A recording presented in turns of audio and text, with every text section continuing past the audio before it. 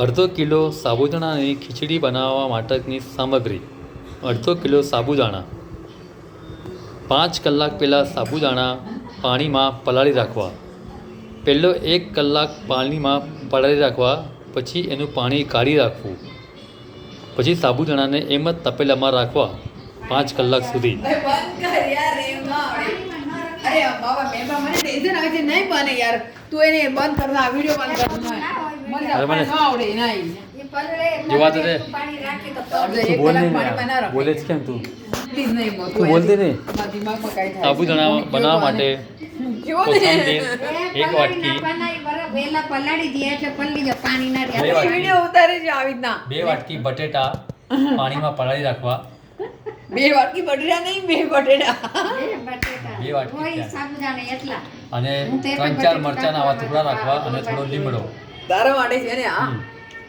અને એક વાસણમાં 7-8 ચમચી તેલ લેવાનું, એને ગરમ કરવાનું, એમાં જીરું નાખવાનું અને એને સાતરવા દેવાનું.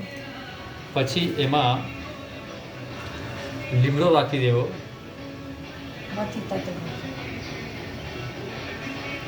પંખો ખાસ તમે ગરબા જુઓ ને મમ્મી, જવા દે. હવે આ બાજુ આવી જુઓ, જાઓ. હવે તમે જોઈ રહ્યા છો જીરું સતળાઈ રહ્યું છે. જેમ સતળાઈ જાય એટલે કે તેમાં લીમડો નાખી દેવો. લીમડો નાખી દેવો, એને બી સતળાઈ દેવાનો. પછી લગે ને મરચા લાગી જાય. પછી તરત જ એમાં મરચાંના બારીક પીસ કાપીને નાખી દેવા અને હલાવો. ના ના હા આ લીધી. આવી રીતે સતળાઈ જાય બધું એક સાથે, લીમડો, મરચું, જીરું આવી ને હલાવવાનું.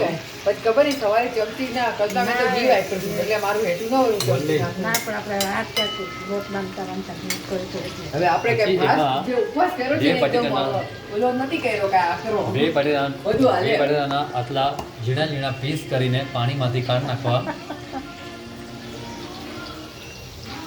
જેવું તમે જોઈ રહ્યા છો કે તેલ સતળાઈ રહ્યું છે, એને હલાવવું પડે વચ્ચેથી, ધીમી આંચ કરીને, આટલી આંચ કરીને. એ ભાઈ તો એ જુઓ, હવે તમે જોઈ રહ્યા છો ત્યાં સુધી તમને આમ મરચાં તળાઈ ન જાય. હવે તમે જોઈ રહ્યા છો લગભગ 3 મિનિટ થવા આવી છે આ વિડીયોને.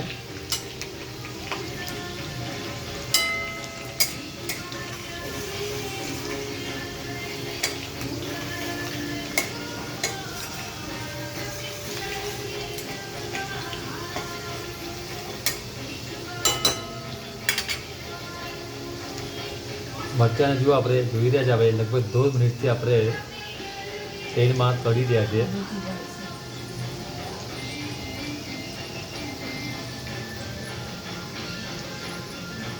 તમે જોઈ રહ્યા છો બાજુમાં ટીવીમાં ગરબાનો બી અવાજ આવી રહ્યો છે. તો 2 મિનિટ થઈ ગઈ. 2 મિનિટ મરચાં તળી નાખી દે મરચાં. હવે એમાં આપણે 2 બટેટાના ટુકડા આવી રીતે ઝીણા કાપીને નાખ્યા છે. પછી એને બી તેલમાં બટેટા નાખીને ચડાવે, હલાવી દેવું. પછી નાખવાની ખીચડી. સિંગદાણા, પછી એમાં આપણે મીઠું સાકર નાખીશું. નહીં નાખે. જુઓ તમે 1 ચમચી જેટલું, પોણી ચમચી જેટલું મીઠું નાખ્યું છે. હવે એને હલાવશું આપણે અને એને બટેટા જ્યાં સુધી તળાઈ ન જાય બરોબર ત્યાં સુધી એને રાખવાનું છે. લગભગ કેટલી મિનિટ રાખવાનું છે? હા, 10 મિનિટ સુધી આપણે એને રાખવાનું છે. 5-10 મિનિટ મિનિમમ આપણે રાખવું પડશે આવી રીતે. અને એને ઢાંકી રાખવાનું એને. હા, ઢાંકો. આપણી દાઢીમાં છે.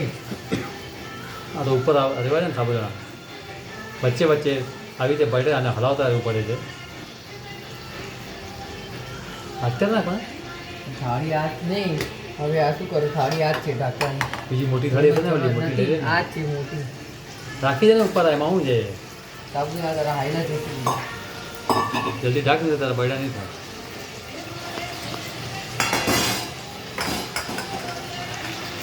વચ્ચે વચ્ચે આવી રીતે આપણે બટેટાને હલાવવું પડશે અને 10 મિનિટ સુધી આપણે બટેટાને થાળી રાખી દેવાનું. એમાં વચ્ચે વચ્ચે તમારે હર 2 મિનિટે ચેક કરવાનું, બટેટાને હલાવતા રહેવાનું. કારણ કે એમાં શું થાય છે, બટેટા ચીટકી જાય છે નીચે, એ ચીટકવા ન જોઈએ. જો આવી રીતે હલાવવું પડે પહેલાં, જો 2 મિનિટ થઈ હલાવવું પડે.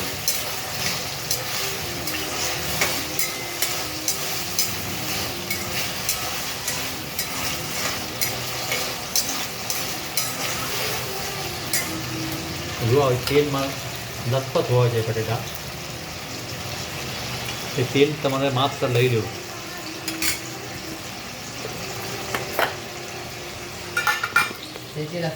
શેકેલા સિંગડાનો ભૂક્કો બી રેડી રાખવાનો. આ લગભગ તમારા 50 થી 100 ગ્રામની વચ્ચે હશે લગભગ સિંગડાનો. એને શેકેલા સિંગડાના આવી રીતે ક્રંચી રાખવાના. જુઓ તમે જોઈ લો, આવી રીતે ભૂક્કો રાખવાનો. બાજુમાં કોથંબીર બી છે આટલી. હવે તમે જુઓ બટેટા જુઓ થેર્યા જાય છે, લગભગ 3 મિનિટ થઈ ગઈ બટેટા નાખ્યા પછી. હર 2 મિનિટે એને હલાવવું પડે. હવે એમાં થાળી ઢાંકી દેવી.